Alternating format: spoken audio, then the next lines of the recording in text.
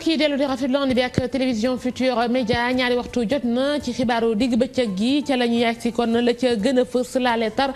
ci waxtu wi diggante askan waak takk der ya kon fële ca Kédougou ba am ku ca jëlee gaañu gaañu lu jur coow li Ceekunda Sidibé Ceekuta Sidibé muuma bu fa gendarmerie teg loxo ni da doon tux yamba moom la ñu jàpp daal ñoom askan wa ni ba ñu ko jàppee dañu ko torturer kon ba ci seeni loxo ñoom takk der yi ca la faatu accident Kaolack bi faat ñaar fukki nit ak ñeent ña ne woon ci woto ba kon wax nañu gannaaw sëfooru car bi ko doon jiiñ kon camion bi ni moom moo ko fekk si kenn ku mucc weddi na ko sëfooru car bee doon xelu teg ci ñàkk yar def lu ko neex ci tali bi beneen choc bu ñu tuddati camion ca boori Tamba ci dimanche ji problème technique ak yanu loo xamante ni kon da ko ëpp doole la ñu jàpp ni moom moo ko jur marché beek korité gi ñuy dëgmal si it danañu ci yàddu jëmale jaaykat yi ni li leer ñu mën koo jàpp moo di lii di pombiteer moom njëg li du wàññiku askanuk Grand Yoff di jooy fiñ toll nii coono bu ñu dëkkee ndax mbënd mi jàpp nañu ni ndox mi bu duggee ci yenn koñ yi du génn ndax na mu bindoo te fiñ toll nii kilifa yi ña nga leen di seetaan doxantul nañu leen fa dinañu dikk ci wàllu tàggat yaram naka noonu yéen kaay yi la ñu xëyee tey ni tut ñu faram fàccee ko.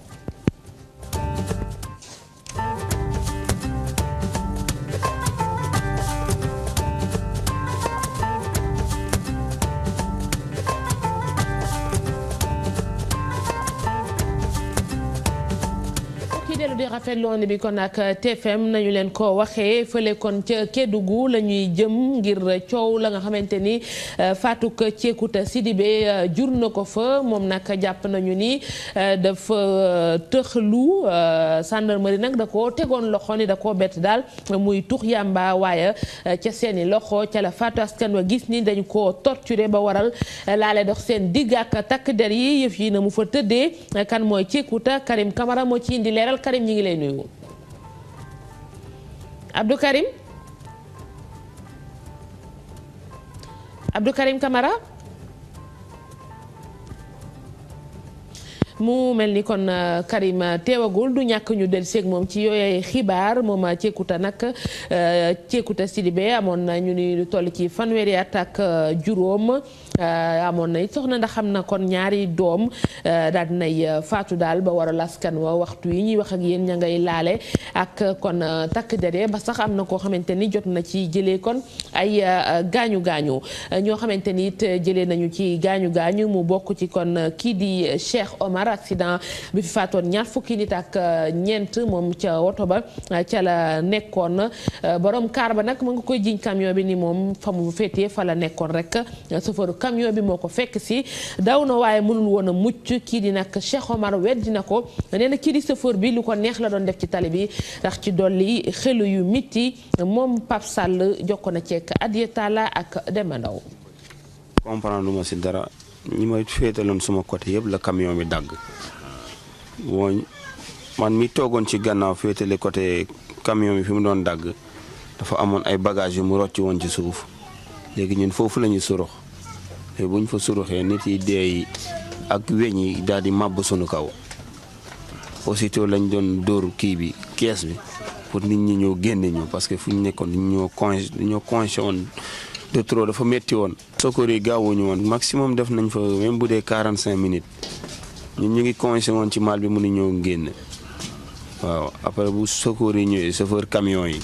ñoo ñu dimbale indi ay baaramin pincé ñu foofu ci gannaaw ñu génne. sama bët toj na sama tànk bi dagg na gravement aussi sama mbàgg bi aussi am na fuy métti ci biir sama yaram bi daal yëpp a ngi métti sama bopp bi aussi day métti des fois ci biir. lu am métti na lool ba jéggi de te en plus maa ngi ñaan autorités yi ñu prêter attention ci chauffeur biis yi. mais premier chauffeur bi doon dawal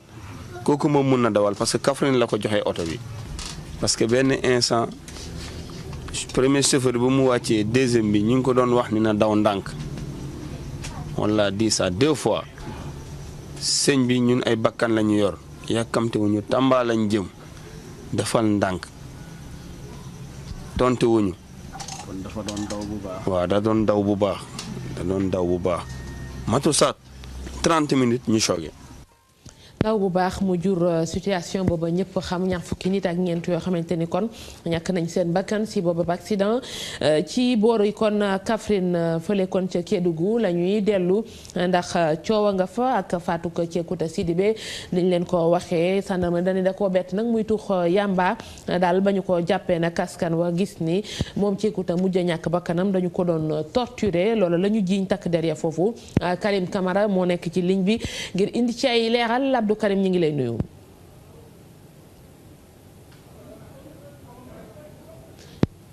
Abdou Karim yëf yi na mu tëddee foofu.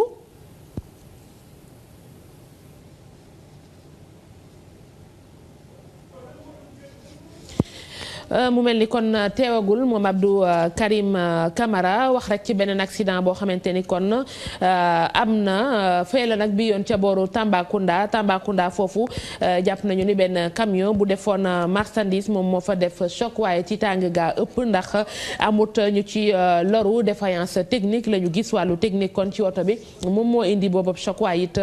poids bi nga xamante ni rek kon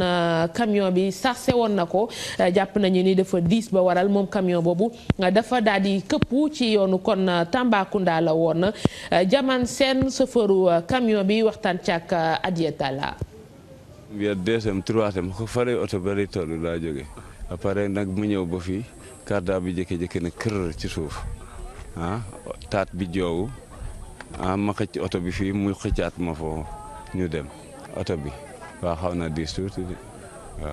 tuuti mais tax ko rek na xaj na nag ndogal suñu borom mais oto bi moom différe yi am na yoo xam ne diis na am na yoo xam ne diisu lu jëm ci melenu mbir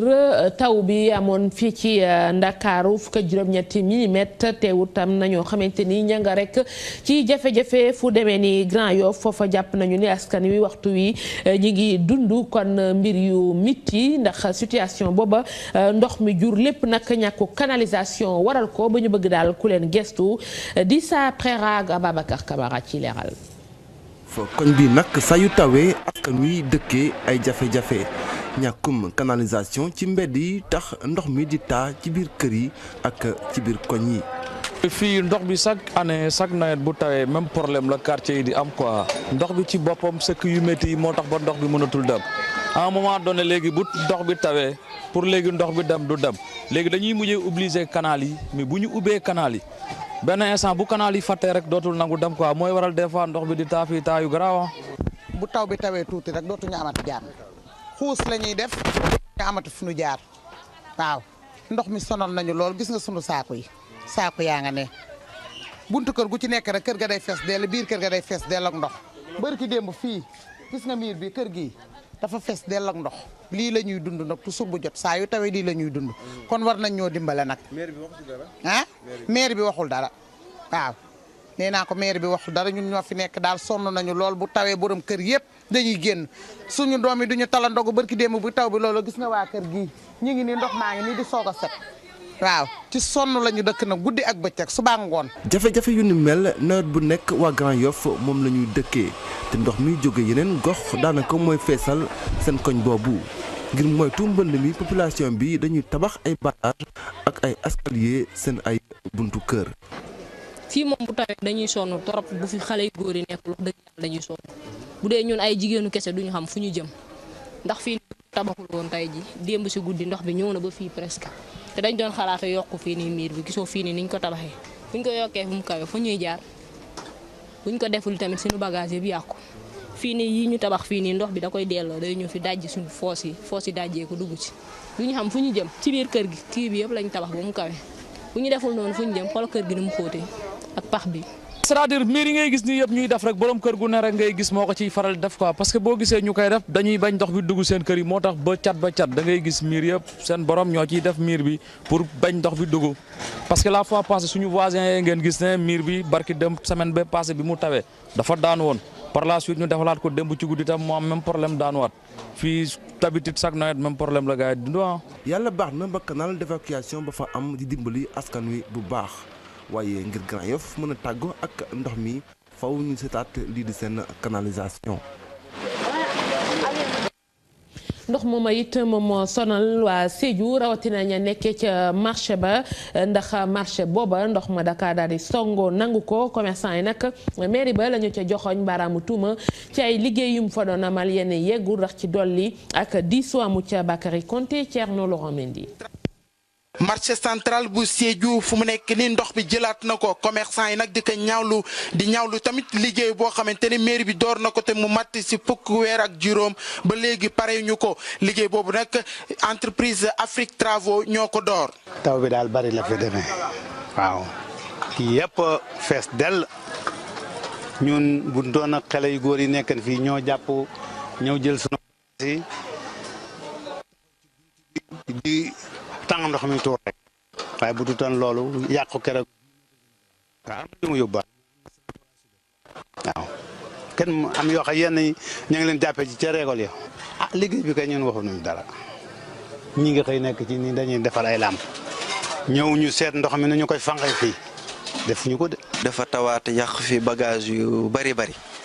keroo bi mu njëkkee ñëw amoon na yu mu yàq ba ñu jot a defar démb tamit mu tawaat ñoo yàqaat lu ëpp loolu. daanaka li jotuloon tooy keroo sax gis nga yow mi gis nga ko li yëpp yoo xamante ni gisoo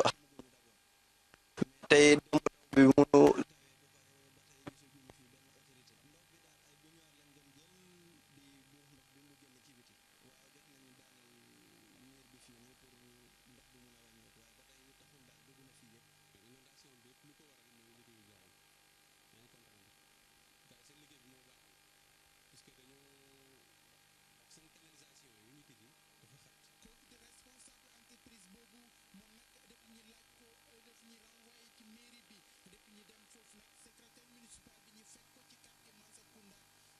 mu ne commerçant yooyu dañ leen war a jénne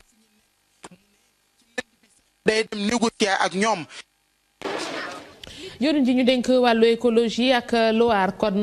kiwu gi moom nag la mu bëgg rek mooy ñu taxawal ay brigade verte fañ ko bëgg a samp nag fële ca Tambacounda ngir daal Ali Aïdar nee na xeex lu jëm ci wàllu daay yi ci àll bi ak it na nga xamante ni ña ngi koy yàqee àll bi foofa moom Ali Aïdar doon amal ab tukkib nemiku ca Tambacounda bu ñu dellusee ci Ndakaaru wax korite gi jub si ak li nga xamante ni ñu bari tey ji danañu ko jëfandikoo demee ni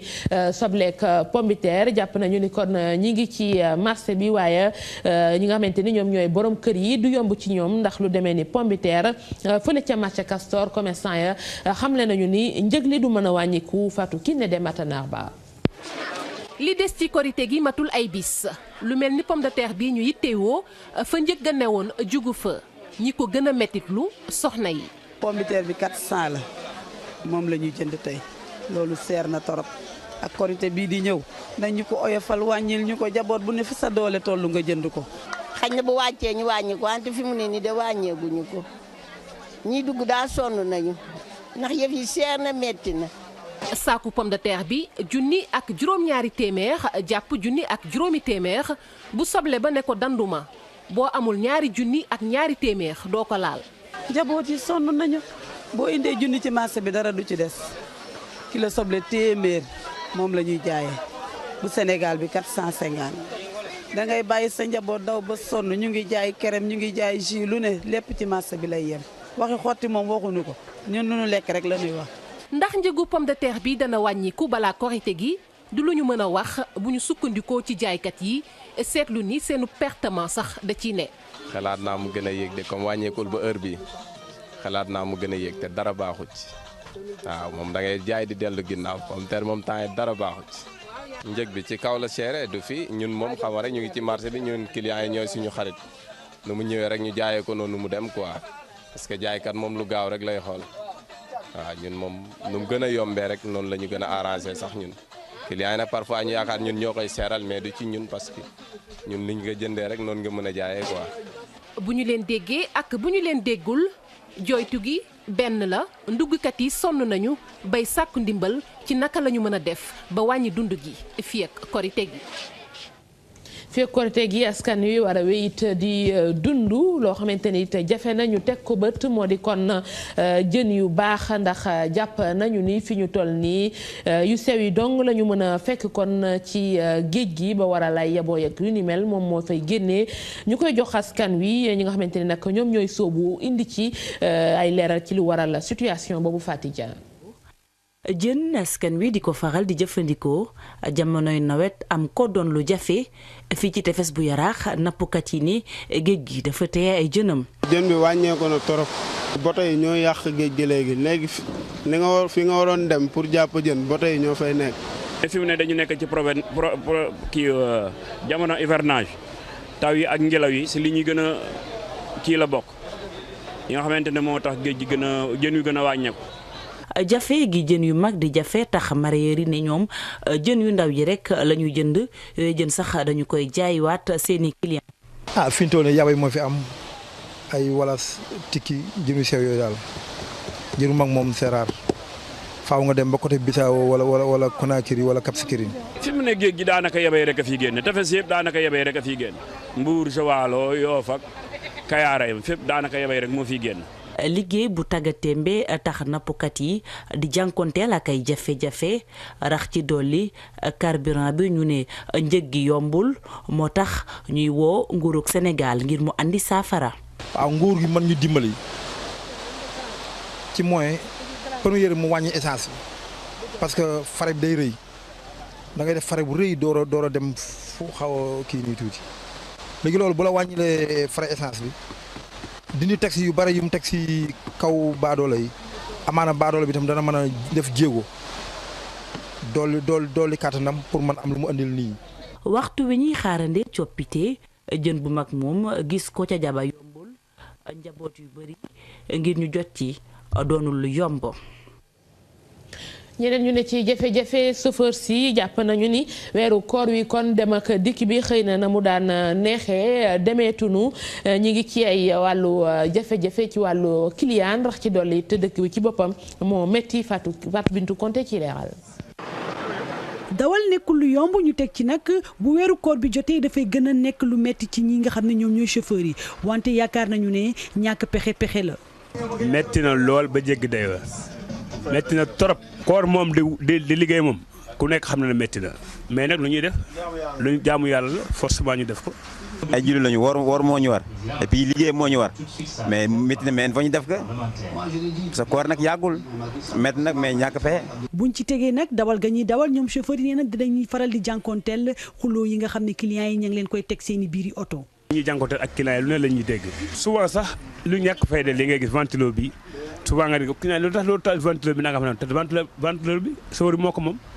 mais yow da nga koy muy xam ne yow sa liggéey da ngay dem. léeg la ñu coow quoi oto bi dafa fees tàng na wala kii yaa may jógi wala avancé kii ni ko avancé wu ma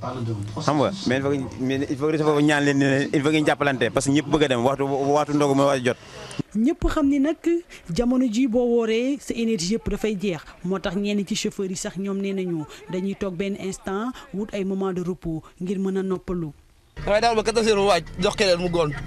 bu weesoo 70 kilomètres jullit bu ko neexee bañ a woor wante chauffeur yi nga xam ne ñoom ñooy daw ci biir dëkk bi nee nañu ñoom bor bu leen ci topp lañ ci bañ ba tax ni dañoo fas yéene woor. maay dawal fii ak Ziguinchor. mais damay woor bu ñu demee ba heure ndogu jotee dañuy freiné client yi ndogu. munoo bañ a woor di dawal te yeneen client yi woor toujours da ngay am problème mais boo wooree di ànd ak ñoom di dawal day neex quoi. si damay woor. même distance yi day sori mais comme fii ak Dakar ak Rosso nii sori na mais da ngay woor parce que yow sa métier la quoi liggéey bi sa métier la munoo ko boo fekkee ni da nga koy kii naan ay da ngay bañ a woor tamit ma xam ne di nga am bor yu bari ba sonn. dawal laajte kàttan gu bari wante jamono ji nga xam ne dañoo nekk ci weeru koor force taxu koo bari lool wante chauffeur yi nag jàpp nañu ne ngir jaamu yàlla jaral na leen ko. wax ci meneenu mbir patrimoine bi ñi nga xamante ni nag ñoom la ñu sant ñu aar lu ni mel di sàkku ci askan wi ñu bàyyi xel yëf yi ndax tey ji situation bi mi ngi bëgg jéggi dayoo loola nga xamante ni askan wi yëpp ñoom ñoo ko bokk site yooyu tey ji gis nañu ni ñu bari ña nga leen di agressé te bu ñu ko seetaanee du jur jàmm ba ñu war a xoolaat doxalin yi Ibou Diouf Ababacar Camara. fii ci Sénégal bëri na ay bâtiment yu ñuy duppe patrimoine di lu askan bi moom bés bu nekk ñu koy toj rek di si indi ay coppite loolee méngoowul nag ak ni ko UNESCO ak waa direction du patrimoine bëggee loolee nag juray jafe-jafe ci wàllu woowu. Dakar am na ay jafe-jafe trop parce que lu gënoon yàgg si dëkk bi temps yi moom ñu ngi koy dajji am na ñu ciy dajji bokk surtout fële ci côté Kermel daan nañ fa ay bâtiment yoo xam ne am nañu valeur historique te loolu mu ne su ko nangu donc. commission bu ñuy wax commission supérieure de monuments historiques mu ngi ciy liggéey pour def de telle sorte que correctif yi ñu fa mën na indi ñu def ko pour que centre historique boobu bañ a dem parce que centre historique dafa am solo trop ci dëkk. tabax yi nag maam moo ko fi bàyyi woon sàmm ko bokk rek ci li nga xamante ne mën na yokk dëkk bi taar. mais ñun bu ñu toogee tey di dajji ñoo xam ne ñoo ñu fi jiitu woon ñoo ko defoon bu ñu dajjee lépp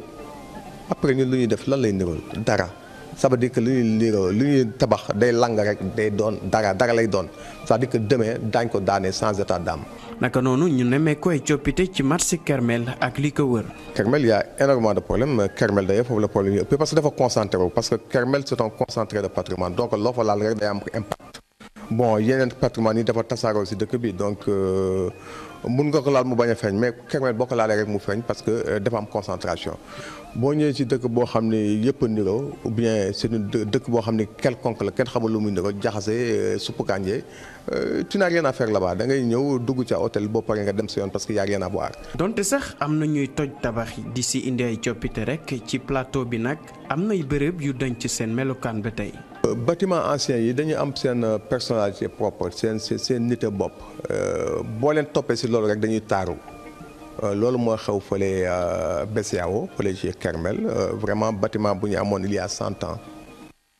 bu ñu ko beeslaatee taar bi dafa génnaat te taar bi ak place Kermel bi dañu méngoo boo ko gisee nga xam ne lii moom du copie. même chose AGF là aussi il y a eu des travaux intéressants même chose aussi musée d'art africain nga xam ne dañ ko réhabilité ci melokaan nu mu meloon. yaatal ko defaraat ko mu taaru je pense que monument historique loolu lay jëriñ. bokk na ci li suuxat suñu aada ak tabax yu démb yi sàmm ko am solo lool ndax dina tax ñu mën a fàttaliku démb ak li fi maam bàyyi woon.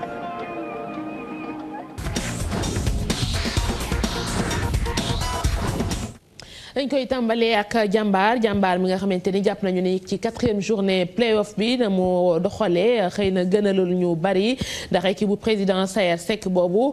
dafa daal di kon daanu ci kanamu kon USO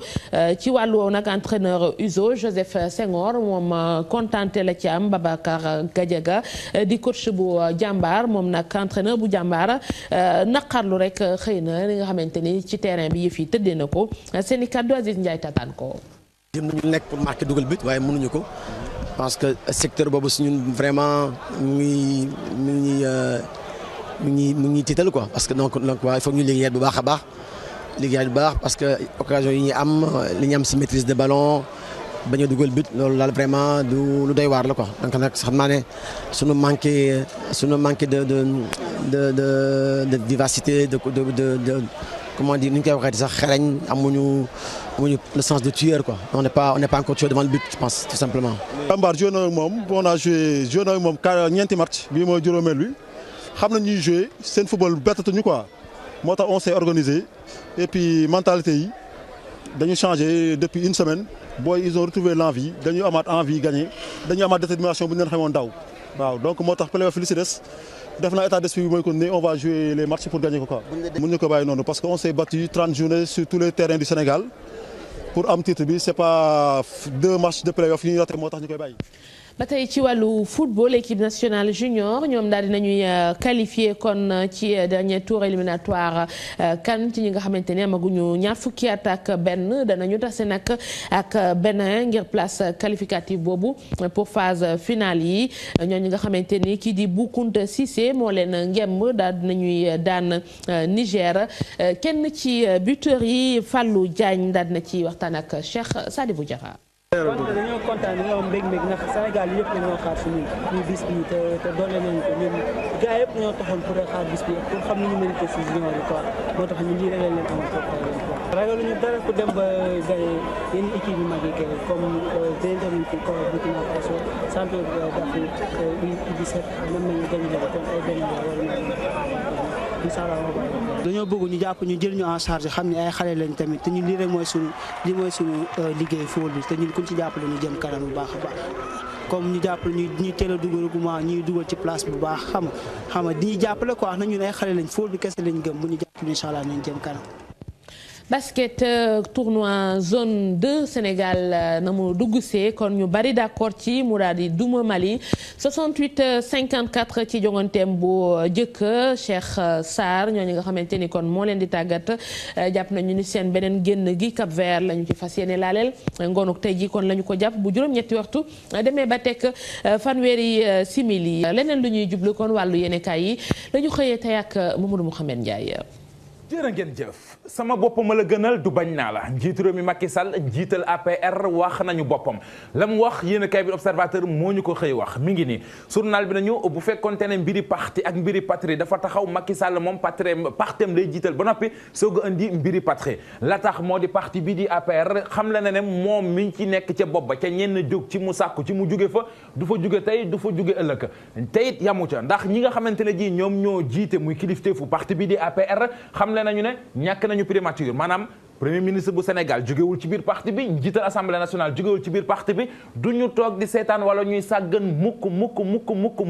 li nga xamante ne ji moo di njiital Sénat ñu bañ koo tànn ci parti bii di APR Macky Sall ay kàddoom ni ma leen ko waxee nee na moom moo jiite APR te it fa lay toog du fa jóg gannaaw ñeenti weer yoo xam ne bañ ko falee munta fexe ba toog ca palais ba saa yu xëyee këram lay jógee dem palais de la République bu fa jógee daal di dellu si waat yéen a kay bi l'Observateur ne ñu léegi nag Macky Sall day roñ ay jaajam dem dëkki ca palais ba bu jógee Makka la fas yéene def loolee leneen lu mu def moom Macky Sall la seen kay xëy ci dikk ak ñun moo di partem bi di APR ngir lu ko dundal sàkku na ci képp koo xamante ne ji dañ laa fal ministre wala député wala njiital entreprise maanaam directeur général ca nga bokk ci APR fu weer deewee na nga am loo cotisé ngir lu dundal parti bi laas nañu yëfi nii la ko tëralee moom Macky Sall ministre bu ca nekk 200 000 francs ñeent fukki junni ngay joxe par weer directeur général wala bokk député baa nga bokk ci parti bi ci bureau bi ku ca nekk nee na di nga joxe 100 000 francs ñaar fukki junni lépp rek ngir dundal parti bi di APR yéenekaay bii ne ñu nag am na leneen loo xamante ne ji rax na ci lan moo ci rax moo di ñii di généraux yi Abdoulaye Wade ak mbaqus ga mu leen joxoon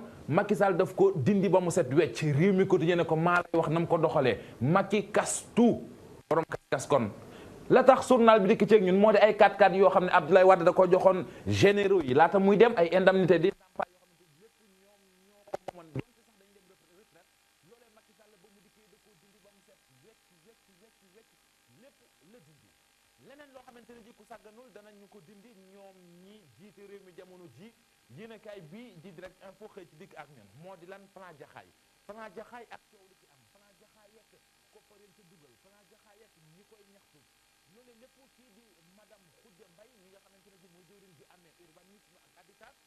ay kàddoom jëm ci plan jaxaay boobee mi ngi ci xët mu njëkk direct info kàddu yi lii la moom soxna si mu fay leeral ne plan jaxaay boobee bari na ay nduut njaaj ci wàllu politique mi nga vaste escroquerie politique moom soxna si moom moo xam ne loolee nee na nag danañu ko càmbar lu ca nekk ñu xool doxin wa xool nan lañ koy lijjantee ba xam jëfi kon ana fan lay mujj leneen lu nekk ci observateur moo di rappeur boobee nga xamante ne ji moom lañ naan asbes moom ak bàyyam jamono ji ñoo nga ca loxol yoon bi te it journal bi gën na caa sori leeral ñu ci xëtam mu njëkk ku ñu naan Ibrahima Gueye mooy chef protocole bu ministre de l'intérieur Mbaye Ndiaye moom waajoojee dañu ko teg loxo ay faux billets la ñu fekk ci moom faux billets yi nag xaw naa takku loolee kon dañu ko mujj jàppee ci waajoojee nga xamante ne ji moom mooy Ibrahima Gueye yéen kaay bi dir so lay xëy dikk ak ñun ci mayam der ci réew bu Sénégal ñu bëri rawatina njóobi ni dañu koo ragal waaye yéen kaay bi dañu ndekke ñëpp mel ñu noonee ne bu ñu xaymaa diggante 2006 ba 2011 yëf yi dafa yokk xayma ba ñu defoon 2006 ba tey yéen kaay bi di soleil moo ñu ko xamal moo di lu toll ci 12 000 doomu aadama ñoom ñoo maye woon deret ñu dem ba 2011 yëf ya mel na lu yokk ndax 24 000 doomu aadama jot nañoo maye deret ma may leen li nekk ci xët mu njëkk yéene kaay bi di Allo Ndakaaru Pape Samba indil ma ko du ma ko wax nag dama koy teg rek ñëpp liir ndax ñii dañ maa bëgg a dàqalu sama sëyu patron la ñuy tudd mi ngi nii waaw jàngal leen ko ci xët mu njëkk Allo Dakar ci ñu ko munta jàng ma jàngal leen ko journal bi nee nañu Bouba Ndour àndaat ak Viviane bu amee bu mu doon betteel de am na fu mu ko teg nag da ngeen jëf. ñu koy gërëm moom Mamadou Mouhamed Ndiaye di leen jaajëfal mbokk yi ci ànd bi ak télévision Futurs Médias fii kon la ñuy yem ak yéen ci xibaaru digg bëccëg bi incha allah rédaction bi dana dellu seeg yéen juróom-ñaari waxtu ak juróom-ñetti waxtu li ci penc meek l'incontournable kon di leen gërëm di leen sant ci teewlu bi ñu yendu jàmm.